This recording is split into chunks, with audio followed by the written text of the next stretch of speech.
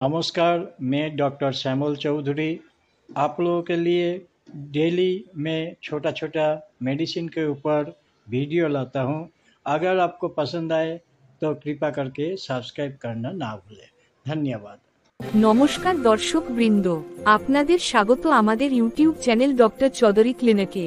আজ আমরা এমন একটি বিষয় নিয়ে আলোচনা করব যা অনেক মহিলার জীবনকে প্রভাবিত করে, কিন্তু অনেকেই লজ্জার কারণে বা ভয় পেয়ে সময়মতো চিকিৎসা নেন না।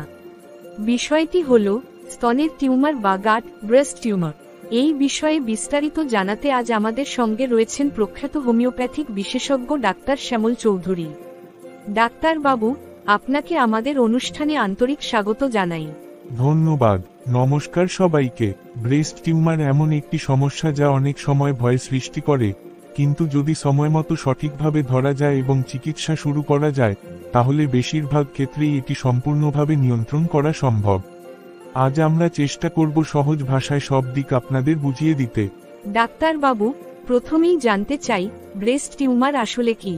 ব্রেস্ট টিউমার মানে হল স্তনের ভিতরে কোষের অস্বাভাবিক বৃদ্ধি। এটি দুই ধরনের হতে পারে: সৌম্য বেনাইন টিউমার, যা ক্যান্সার নয়, ধীরে বাড়ে এবং শরীরের অন্য অংশে ছড়ায় না; ঘাতক ম্যালিগন্যান্ট টিউমার অর্থাৎ ব্রেস্ট ক্যান্সার, যেখানে কোষ দ্রুত বৃদ্ধি পায় ও শরীরের অন্য জায়গায় ছড়িয়ে পড়তে পারে। কি কি ধরনের টিউমার সাধারণত দেখা যায়? সবচেয়ে বেশি দেখা যায় ফাইব্রোঅ্যাডেনোমা, নরম বা কঠিন ছোট গাঁট, সাধারণত ব্যথাহীন; সিস্টিক লাম্পস, দুধের নালী বা টিস্যুর গোলাভাব; কার্সিনোমা ম্যালিগন্যান্ট, যা ক্যান্সারাস হতে পারে। এটি হওয়ার কারণ কি কি হতে পারে? এর পেছনে বেশ কিছু কারণ রয়েছে: হরমোনের ভারসাম্যহীনতা, বিশেষত ইস্ট্রোজেন ও প্রোজেস্টেরন; পারিবারিক ইতিহাস, ফ্যামিলি হিস্ট্রি; অতিরিক্ত মোটা হওয়া; মানসিক চাপ ও অনিদ্রা; অস্বাস্থ্যকর খাদ্যাভ্যাস ও জাঙ্ক ফুড; দীর্ঘদিন গর্ভনিরোধক পিল খাওয়া; সন্তানকে বুকের দুধ না খাওয়ানো। দর্শকরা কিভাবে বুঝবেন যে তাদের স্তনে টিউমার তৈরি হচ্ছে?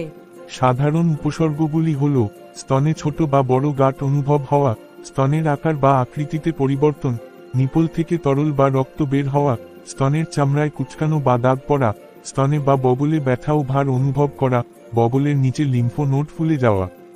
এখন সবাই জানতে চান, হোমিওপ্যাথিতে এর চিকিৎসা কিভাবে হয়?